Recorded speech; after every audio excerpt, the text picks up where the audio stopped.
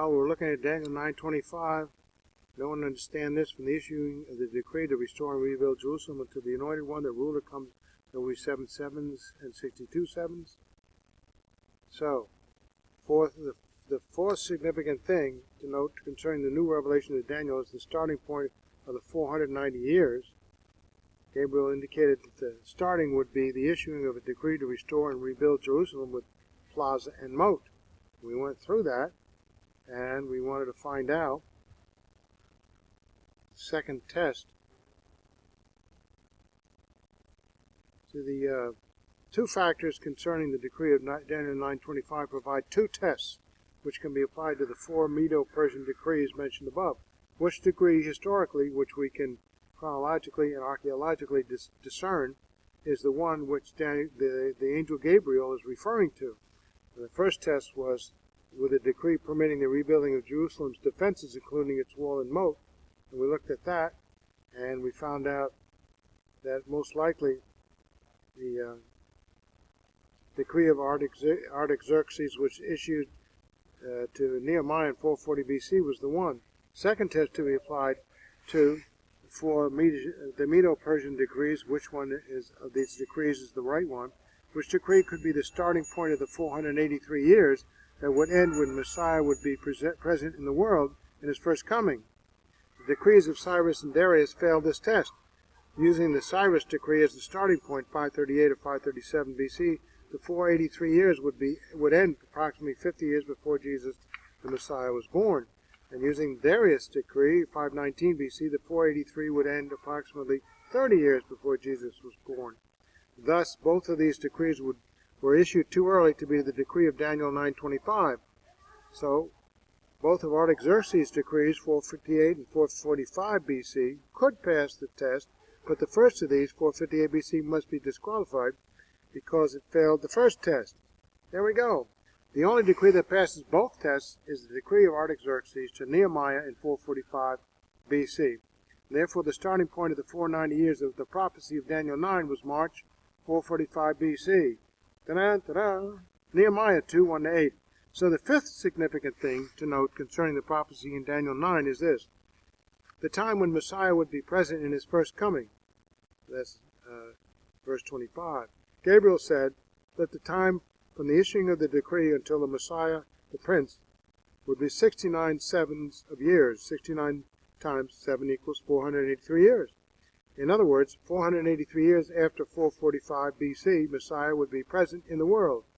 Gabriel divided the 69 sevens of years into two periods, 7 sevens of 49 years and 62 sevens, 483.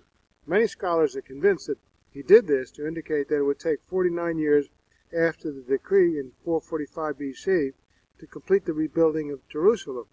It took that long because the Jews met with much opposition to the rebuilding activity, as noted in Nehemiah 4, 6:1-7:4. Thus, the city and its defenses were rebuilt in times of distress, just as was foretold by Gabriel. When during the lifetime of Jesus, the Messiah did the Messiah did the 483 years end? When, during the lifetime of Jesus, the Messiah did the 483 years end? When computing the data provided by Gabriel, one must keep in mind that in ancient times a year was reckoned to consist of 360 days. The ancient peoples of India, Persia, Babylon, Egypt, Greece, Italy, Central America, China had a calendar system with a 360-day year. The Bible followed that ancient system. So, Genesis 7:11, 24:8-4, and 5 months contain 150 days, and so on and so forth, all this corroboration. The 483, thus, between Artaxerxes' decree and the designated time in Messiah's life would amount to 173,880 days, or 483 years times 360. And according to Gabriel, starting with Artaxerxes' decree in March 445 BC, the addition of 173,880 would bring one to the exact time when something significant would happen in Messiah's life on earth. Research led Sir Robert Anderson to conclude that Artaxerxes issued his decree to Nehemiah on March 14, 445 BC. Beginning with that date, his 173,880 days end on April 6, 32 AD. Thus, the 483 years ended on April 6, 32 A.D. What significant thing happened to Jesus, the Messiah, on April 6, 32 A.D.? Well, when referring to the end of the first 483 years, Gabriel said, until Messiah the Prince. Whatever happened to Jesus on April 6, 32 A.D., it must have been related significantly to his being the Prince, the King of Israel. And Sir Robert Anderson concluded that April 6, 32 A.D. was the day on which Jesus officially presented himself as Messiah to Israel through his triumphal entry into Jerusalem on the foal of a donkey. Zechariah 9:9 had declared that Israel could identify its king in the following manner. He would come to Jerusalem mounted on the foal of a donkey. Some of the crowd on that Palm Sunday, that first Palm Sunday, recognized the significance of Jesus' actions on that day, for they called him king. Luke 19:37-38. As Jesus approached Jerusalem on that day, he wept over the city and said, If you had known in this day, even you, the things which make for peace, but now they have been hidden from your eyes. He warned Jerusalem that it would suffer great disaster because you did not recognize the time of your visitation. Luke 19:41-44. Jesus' language indicated that the particular day had been marked out by God as the time of Jerusalem's visitation by her Messiah Prince, the day which could have brought lasting peace to that city if its people had accepted Jesus for who he was. That's the offer. Believe on me and you have eternal life. Then, the kingdom would have started then. It also indicated that the Jews should have recognized that that particular day, April 6, 32 A.D., was the day on which Messiah would visit Jerusalem as Prince. Why should they have recognized this? And because several centuries earlier in Daniel 9:25, God had revealed the exact time when Messiah would present himself as Prince to Israel. The sixth significant thing to note about the Daniel 9 prophecy is this. After the first 483 years of prophecy would be completed, Messiah would be cut off and have nothing. Verse 26. The word translated cut off was used for the death penalty. Leviticus 9, 7, 20, 21, 25, and 27. And often referred to a violent death. 1 Samuel 17:51 and Obadiah 9 and Nehemiah 3:15. In this instance, it referred to the fact that Messiah would be condemned to suffer the death penalty, a violent death by crucifixion. The expression "and have nothing" meant that when Messiah would die, he would not have all that should have properly belonged to the Messiah. As Messiah, he should have had a royal crown of gold and precious jewels, but he had a crown of thorns. Matthew 7:19. He should have had a royal robe, but he was stripped of his clothing. John 19:23-24. He should have had a royal throne, but he was given the cross. John 19:17-18.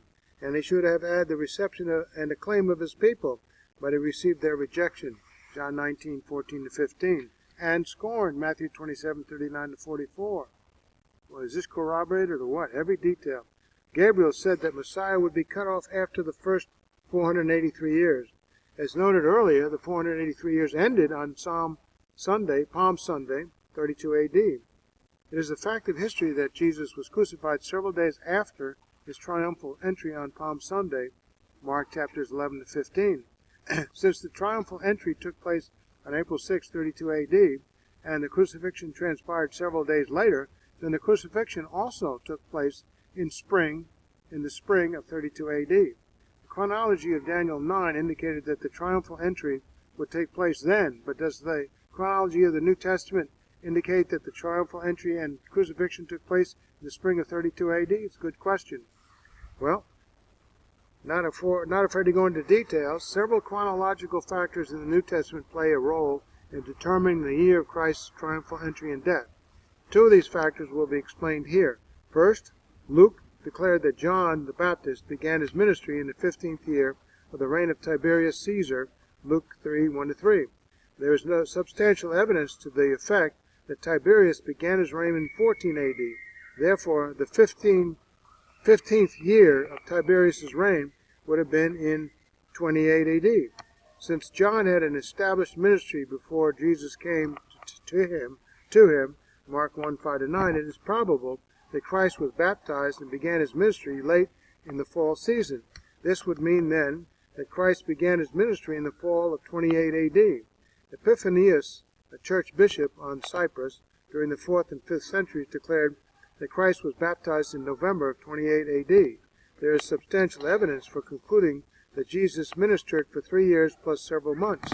Beginning with late fall 28 A.D., an additional 3 years plus several months would end in the spring of 32 A.D. There you go. In the 4th century, Bishop Epiphanius stated that Christ died in the spring of 32 A.D.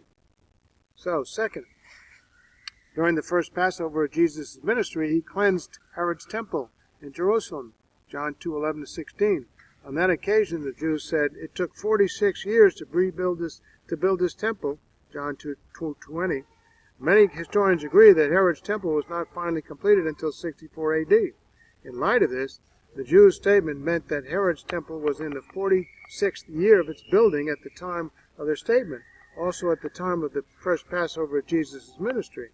Research had led several historians to conclude that Herod began an actual building of the temple in 18 B.C. Beginning with 18 B.C., 46 years would bring one to 29 A.D. There's only 1 year from 1 B.C. to 1 A.D. Remember this. Thus, the first Passover of Jesus' ministry was in the spring of 29 A.D. Jesus' ministry covered 4 Passovers. Beginning with the first Passover in 29 A.D., the fourth Passover would have been in the spring of 32 A.D. There you go again. Since Jesus was crucified in conjunction with the last Passover of his ministry, this would mean that Christ made his triumphal entry and died in the spring of 32 A.D. Amen. New Testament chronology does agree with the chronology of the Daniel 9 prophecy. It thereby confirms the accuracy of that prophecy and demonstrates conclusively that Jesus of Nazareth is the Messiah spoken of by Gabriel in Daniel 9:25-26. We have confidence in this in the Bible? Amen. New Testament, Old Testament corroborate one another, and how many years apart are the New Testament writers from the Old?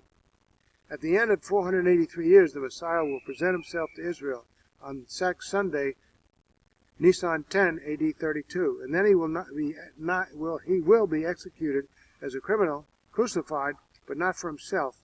In other words, not for what he himself did. So we have that. Daniel 9:26. After the 62 sevens, the Anointed One, Jesus, will be cut off, executed as a criminal, but not for himself. Then the people of the ruler of the Antichrist who will come will destroy the city of Jerusalem and the sanctuary of the temple and so on. So, 62 sevens, Anointed One of Jesus Christ will be cut off, but not for himself. Karat, the Hebrew transliteration, cut off or executed as a criminal, but not for himself, but not for what he did himself. So, the Messiah, the Anointed One, was executed as a criminal, but not for something he did himself. The Messiah, Jesus Christ, anointed, died for our sins, 1 John 2:2, not for anything he did himself.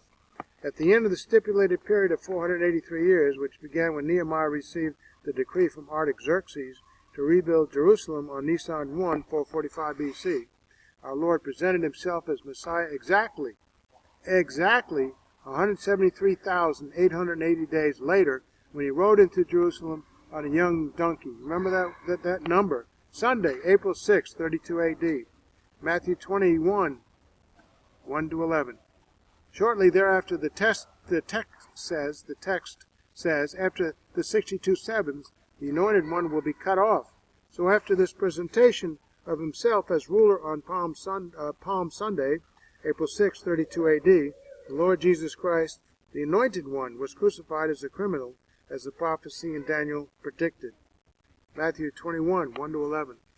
As they approached Jerusalem and came to Bethphage on the Mount of Olives, Jesus sent 2 disciples, saying to them, "Go to the village ahead of me, and at once you will find a donkey tied there, with her colt by her. Untie them and bring them to me.